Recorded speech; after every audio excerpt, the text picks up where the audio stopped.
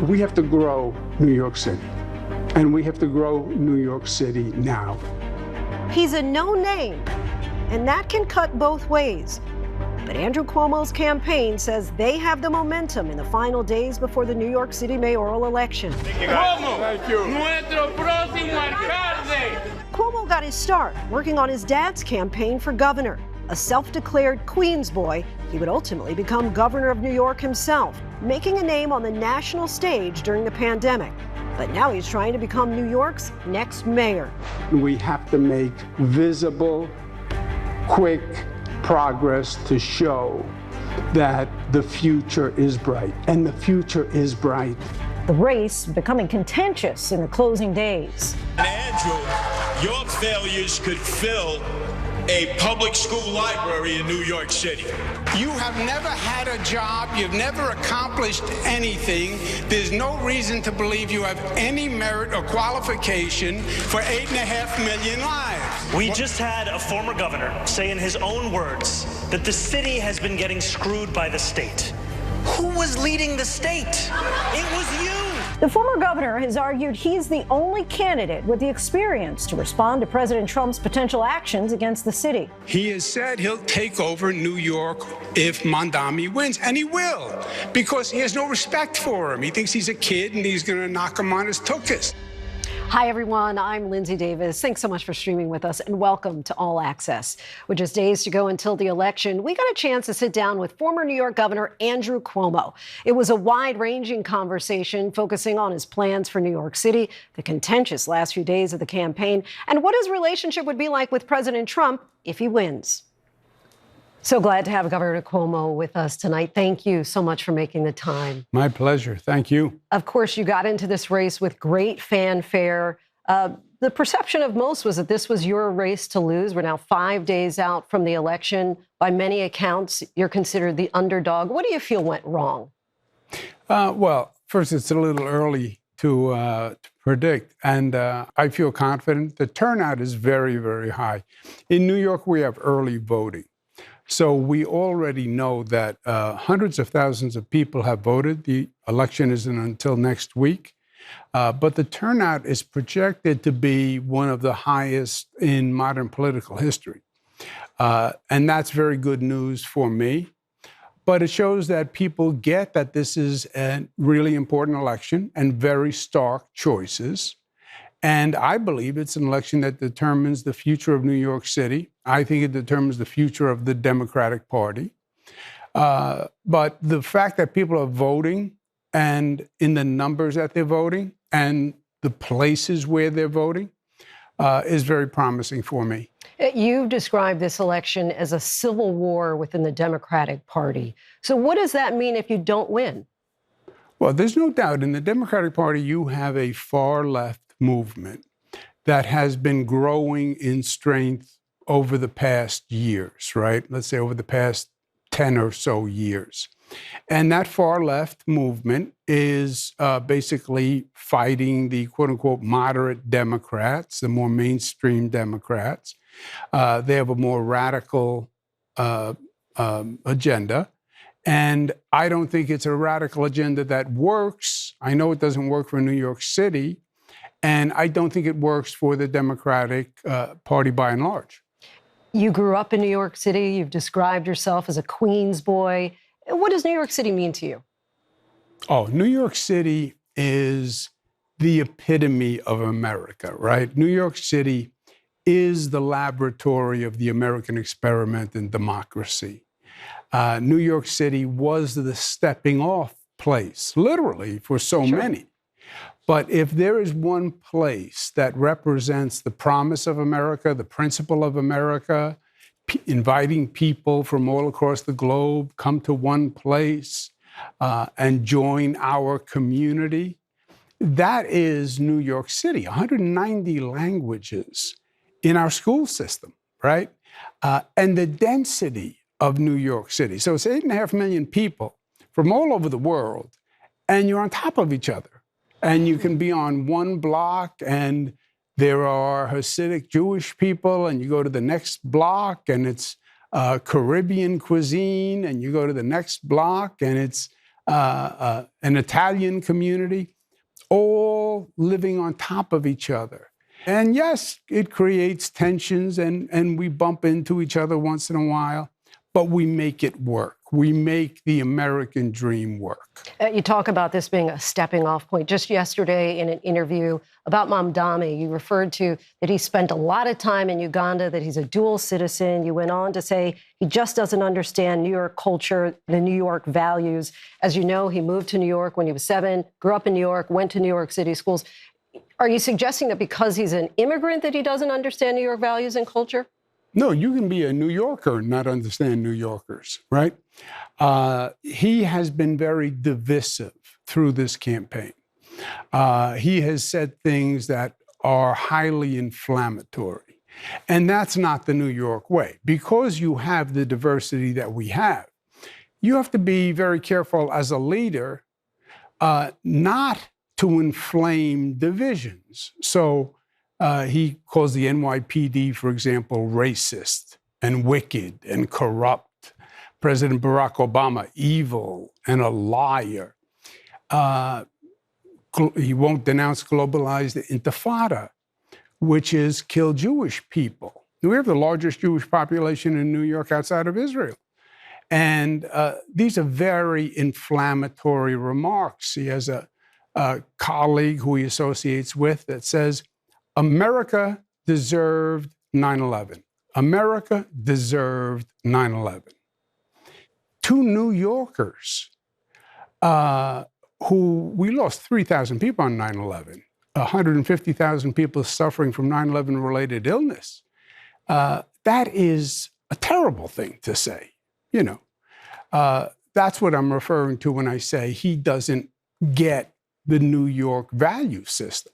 On a recent radio show, you brought up 9/11. What if another 9/11, God forbid, were to happen on Mamdani's watch? The radio host then said he would cheer. You responded and chuckled and later said you didn't take it so seriously at that time. But how do you respond to the Muslim New Yorkers who were offended by that and described that your reaction as Islamophobic? Well, the Muslim community didn't say that. I was just endorsed by major leaders of the Muslim community. What I was saying is he is inexperienced, right? This is basically if he wins as mayor, it's basically his first job. He was a rapper, an assemblyman for 2 terms. He only passed 3 bills, and he was absent more than anyone else. So being mayor is a complicated job. It's 300,000 employees. It's a $115 billion budget. And it is a situation where on any given day, you can deal with any unknown crisis. There's a difference between an executive position and a legislative position. You know, if you're a state legislator, you vote wrong on a bill, nobody dies. You're a mayor, you're a governor. They can walk in any morning and say there's a mass murder. There's a building collapse. Yesterday was the anniversary of Hurricane Sandy. We lost 50 people during Hurricane Sandy, even though we did everything we could and we were prepared and we had the swift water rescue boats ready and special high axle vehicles. Still, we lost 50 people. There could, God forbid, be another terrorist attack. There could be another COVID. There could be another Legionnaire's disease. And that person has to be ready. There is no on-the-job training. So yes, dangerously inexperienced for mayor of New York. I believe that. You've hit him many times saying that he doesn't have the experience. He has said that you don't have the character. Of course, at your most recent debate, he brought up the 13 women who accused you of sexual harassment. Were all 13 of the women lying? Well, we know the facts there, right? There was a report done. I said it was political. I said it was done for political reasons, and that there was no fact or merit to it. That was my statement. We then spent 4 years with lawyers and depositions and people under oath and looking at the actual facts, and the cases were dropped against me. And there was no there there. So it is exactly what I said it was. It was political, and there was no there there. Now, it took 4 years to actually do the fact finding, but the cases were actually dropped. I didn't even want the cases dropped because I wanted to go to trial, because I wanted people to hear the actual facts. I wanted that vindication. I went to court to stop the women from dropping the case, believe it or not. So they were lying. You know, it's what is harassment? If I say, may I kiss you on the cheek, and I kiss you on the cheek, is that harassment, right? So lying is a harsh word. But was there any harassment? No. And that's why I wanted my day in court. I wanted people to hear the facts. When they just drop the case, then it disappears, you know, the old line, the allegation is on page 1, the acquittal is on page 57. So I never had the opportunity, frankly, for people to actually hear the facts. But they know the cases were dropped and there was no there there. For those who hear your message and say, you're saying, this is why you shouldn't vote for Mamdani, why should New Yorkers vote for you? I actually know government. I know how to make change. I know how to accomplish things. And that's what this race is all about. When you run a city, you run a state as an executive, it's about the ability to get things done. It's not about rhetoric. It's not about false promises. That's what turns everyone off. You have to deliver. You have to produce. New York City, we have issues. I would start with public safety.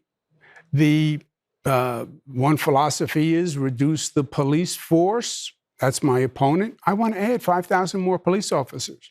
I want 1,500 more in the subway system. I want New Yorkers to start by feeling safe. I want people to be proud of being in the NYPD again. We have the highest attrition rate in modern history. Nobody wants to be a police officer. We can't even hire police officers. We're going to have to raise the salary. So start with safety. Get the homeless people off the streets and get them the help they need. I've worked on the homeless issue in New York. I ran Mayor David Dinkins' task force. I did it nationwide under President Bill Clinton. We know how to do it. Mentally ill people, you're not doing anyone a favor. If a person is mentally ill and a danger to themselves or others, you're not doing them a favor leaving them on the street. You're doing them a disservice. Tackle that problem. And yes, it's contentious and it's political. Build affordable housing. That's why the rents are so high, because we have no supply. We have a 1% vacancy rate. It's supply and demand. Well, it's hard to build and government is complicated. Yeah, it's not that hard. I built LaGuardia Airport, building Kennedy Airport, built Second Avenue Subway, Moynihan Train Hall, Mario Cuomo Bridge. You can do it. You have to know how to do it, but you can do it. And we need a different attitude in New York City. This anti-business, anti-corporate attitude does not work. We're chasing businesses from New York. And when you chase businesses from New York, you lose jobs, you lose wealth. People come here for opportunity. This is the entrepreneurial capital. I'm going to go to New York. I'm going to make it. When you have an attitude that says, stay away, in essence, we're highly taxed, we're highly regulated, we have crime issues, we have quality of life issues, you have to change that reality and perception. Of course, Mamdani says that billionaires shouldn't exist. Do you feel that the wealthiest 1% should pay more in taxes? Oh, I believe in taxation, progressive taxation, certainly. I don't believe you say billionaires shouldn't exist, right? He has a socialist mentality, and in socialism, they want equality of income, right? Government should control the means of production, is their main starting point in their agenda. That's Karl Marx. That's communism. So billionaires shouldn't exist. We don't cap what you can make, right? Do as well as you can. God bless you. We want to see you do well. We want to see you succeed. When you do very well, yes, we tax you and we use some of your success to help others. But we don't limit your success. Coming up, we asked the governor about his relationship with President Trump. You've described your relationship with Donald Trump as a dysfunctional marriage. If you are to win, what do you think that next chapter looks like in this relationship? Yeah.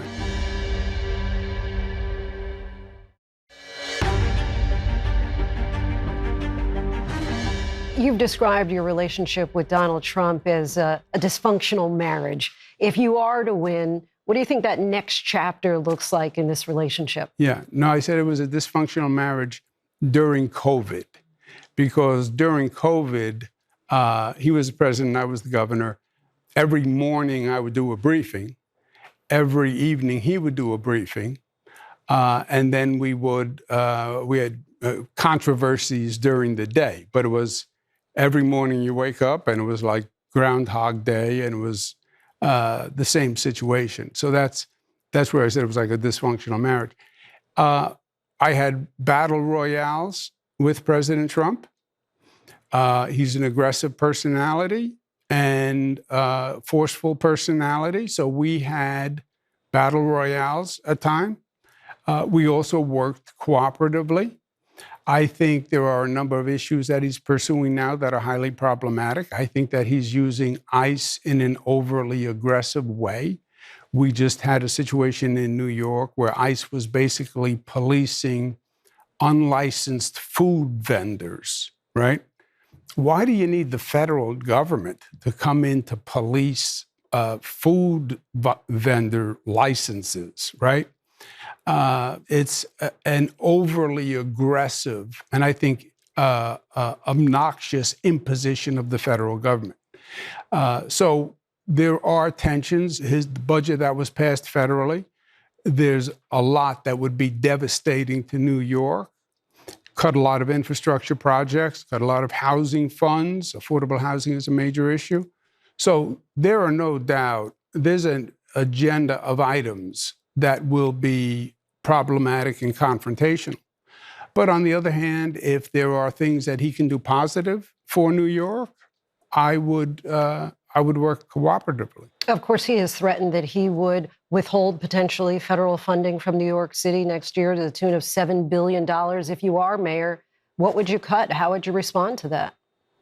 I wouldn't accept the premise of the withholding the $7 billion. That's the first fight. No. Look, this state contributes more money than it gets back. This state contributes more money than almost any other state in the United States. So basic equity, right? Federal government redistributes income. I get it. Federal government takes money from New York and gives it to poorer states. I get it. But there has to be fairness. And you can't take what we're giving you and now cut it $7 billion. Frankly, it's not a fair distribution now. But to cut the state $7 billion, which would do real damage, no. How would you respond if he brought in the National Guard, as he's also threatened into New York City and you're mayor? Yeah, we lived through that. I was governor. He was president. He sent the National Guard into 20 cities. What city did he not send the National Guard into? New York. Because we had a conversation. I said, we don't need them here. We have 35,000 New York City police officers. We have 10,000 state police, MTA police officers. We don't need them. There is no rash of violence and crime. You know, the president sends in the National Guard to make a statement. The statement is, those Democrats in those places don't know how to manage. They can't keep you safe. So you need the federal government. You need President Trump to step in because the Democrats are incompetent. But he needs that hook to send the National Guard. And New York, we never gave him that hook, and we never would. What do you think is the biggest misconception about you? I don't know what the biggest misconception is. I think when people think about politicians, they're always trying to figure out why, what does this person want, what's their agenda. For me, it's simple. You know, my father was in public life. My father was governor 1982 to 1994, Governor Mario Cuomo. I started 18 years old working with him, and he instilled in me the fundamental belief that public service was the honorable profession and a way to make a real difference and to make this place a better place. Government can really change people's lives. You can do a lot of good. You know, when I was governor, we passed marriage equality, which allowed same-sex marriage. We were the first big state, changed the whole conversation in the country about it, raised the minimum wage to the highest in the United States of America, gave people a different life raising that minimum wage, free college for middle-class people, scholarships for middle-class families. Generations went to college that wouldn't be able to afford it, you know? So it gives you a tremendous opportunity to do good, and that I find rewarding. Fairest criticism of you? Can be impatient. I have a doctrine called constructive impatience. It is the doctrine of constructive impatience. When you deal with government, you deal with a bureaucracy, the immediate instinct for the bureaucracy is to say no. The theory is he or she who does nothing wrong, okay? So the answer is always no. And if you don't push against that bureaucracy constantly, pushing the stone up the hill, nothing will happen. And when nothing happens, then you really failed, right? Because then you affirmed all the skepticism and the cynicism. So constructive impatience says you have to keep pushing that bureaucracy to get something done. And yes, there's going to be opposition, and yes, it's going to be hard, and yes, they're going to give you a list of 10 reasons why you can't do it. But you have to be impatient with the apathy of the bureaucracy. I struggle with impatience too. Governor, thank you so much for your time. Really appreciate it. Thank you for having me. That is All Access. I'm Lindsay Davis. Thanks so much for streaming with us.